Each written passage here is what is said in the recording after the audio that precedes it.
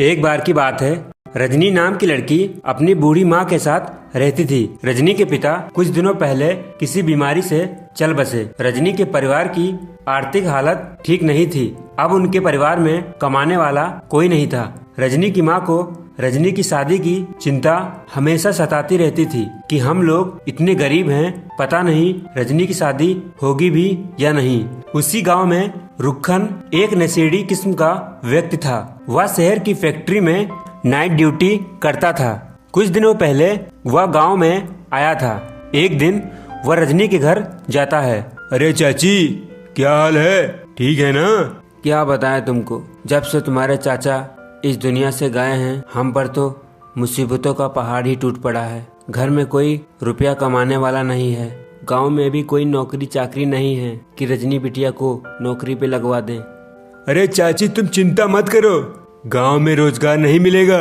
ये तो शहर में ही है। जहाँ मैं काम करता हूँ ना, वहाँ बहुत सी महिलाएं भी काम करती हैं। तो रजनी को अरे भी। भैया, रजनी को शहर तो भेज दूं, पर किसके सहारे?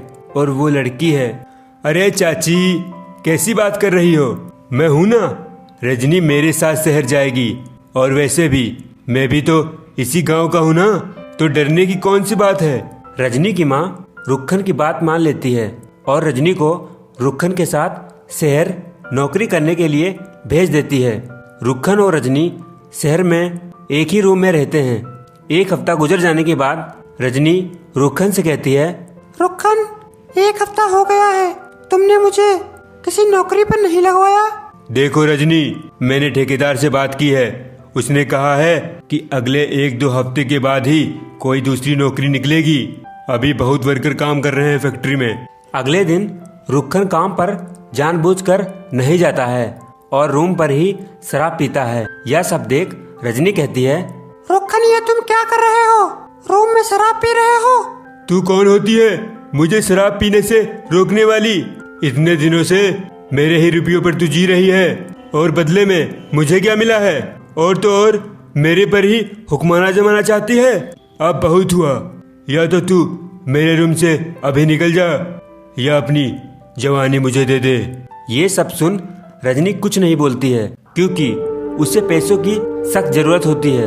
अगर वह उसका जवाब देती तो वह व्यक्ति उसे रूम से बाहर निकाल देता और वह इस अनजान शहर में बिना पैसों के कहाँ जाती। रजनी की खामोशी देख रुक्खन उसको पकड़ने की कोशिश करता है। देखो रजनी, मैं कोई बाहर का व्यक्ति नहीं हूँ, तुम्हारे गांव का हूँ। मुझसे मिलन में कैसा डर? अगर तुम मेरी प्यास बुझा दोगी तो मैं तुम्हें कल ही नौकरी पर लगवा दूंगा और तुम्हारी जिंदगी बदल जाएगी।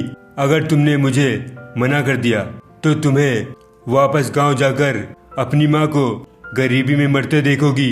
रजनी बेचारी क्या करती? वह अपनी माँ को गरीबी से मरते नहीं देखना चाहती थी और मजबूरन रुक्खन को हाँ कर देती है। और रुक्खन रजनी के साथ वह सब कुछ करता है जो एक पति और पत्नी के बीच में होता है। तो दोस्तों, आपके अनुसार रजनी को इस स्थिति में लाने को कौन जिम्मेदार है? उसकी माँ, रुक्खन, रजनी का पिता, या गरीबी?